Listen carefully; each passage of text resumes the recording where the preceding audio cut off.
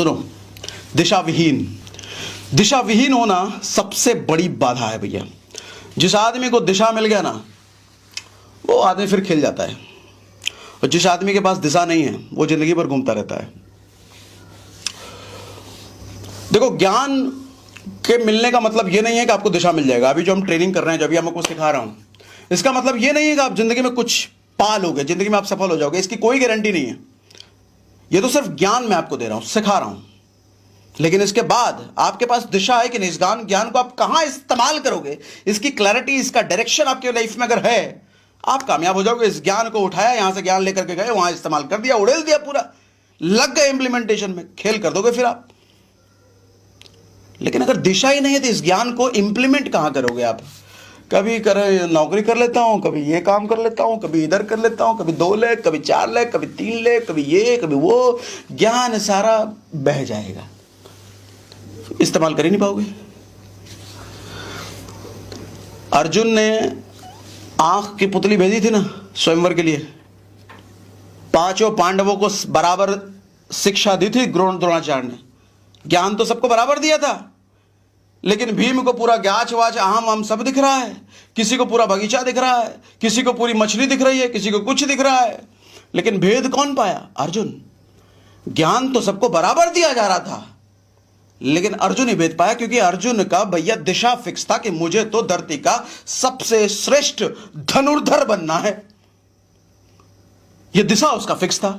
यह दिशा भीम के पास नहीं था कि मुझे धनुर्धर बनना है, यह युधिष्ठिर के पास नहीं था, यह नकुल सहदेव के पास नहीं था। तो ज्ञान दिया द्रोणाचार्य ने, लेकिन उस ज्ञान को वो इस्तेमाल नहीं कर पाए। लेकिन ये भाई साहब, इनको ज्ञान मिल गया तो खेल गए, खींचा इस आंख का पुतली में धड़ाम, एक की बार में। अभी जितने भी लोग सेशन में है ना, ज्ञान तो सबको बराबर मिल रहा है ना, लेकिन इसमें 1-2% निकलेंगे जो खेल जाएंगे, बाकी ऐसे ही डिस्ट्रैक्ट। दिशा नहीं है ना, दिशा विहीन आदमी।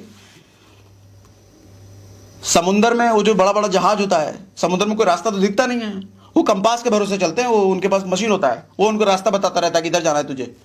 वो अगर खो गया ना, वो अगर नहीं रहा ना उनके पास, जिंदगी भर वो समुद्र में घूम करके जहाज मर जाता है। ऐसे कितनी बार कितने कांड हैं, जहाज को दिशा नहीं मिला, समुद्र में डूब के मर गया वो। इंजन फ्यूल खत्म हो गया, क्या करेगा जब फ्यूल खत्म हो गया? उसको तो मरना ही है। दिशा खत्म हो गया, दिशा से भटक गया वो। ऐसे ही हवाई जहाज जो ऊपर उड़ता है, एरोप्लेन, ऊपर रास्ता तो दिखता नहीं है, वो भी एक उसके थ्रू चलता है, कुछ तो कहते हैं उसको।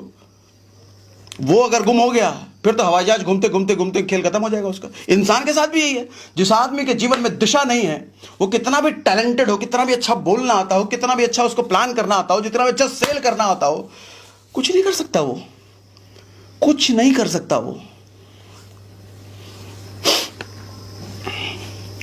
सीता जी को जब ढूंढने के लिए निकले थे ना राम, सीता का जब हरण हुआ था, तो राम सबसे ज्यादा परेशान किस लिए थे मालूम? कि ये जो रावण उठा करके लेके गया है, किस दिशा में लेके गया है, यही उनको पता नहीं चल रहा था।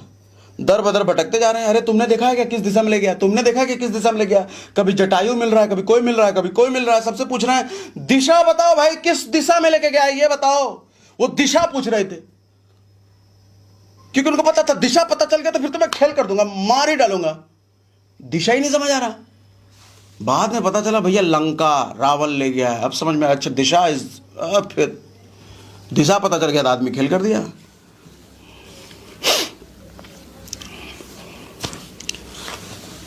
नेक्स्ट, सहन शक्ति, बाधा। एक और कमेंट आया है, कोच बीकेएस जी कह रहे हैं, it's a great honour to be here in your programme sir, love and respect from Janakpur Dham Nepal. अरे वाह, नेपाल से हैं coach BKS ji, very nice, thank you very much, thank you very much.